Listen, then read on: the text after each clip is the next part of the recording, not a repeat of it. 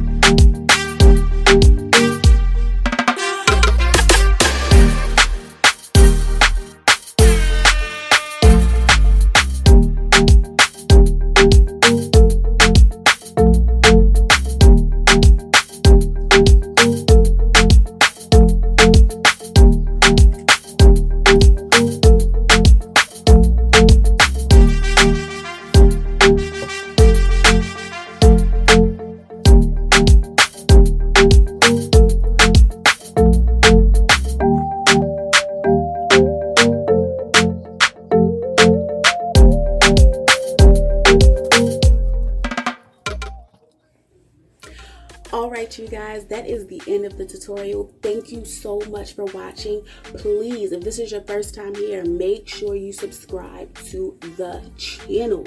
Subscribe to my channel. You click that button right down there. You just gotta click it and then boom, you in there. Also, please make sure you give this video a big thumbs up if you enjoyed it. Leave a comment down below if you like, and make sure you follow me on all social media platforms, which will come up in the next card. And yeah, thanks again, you guys, for watching, and until next time, bye.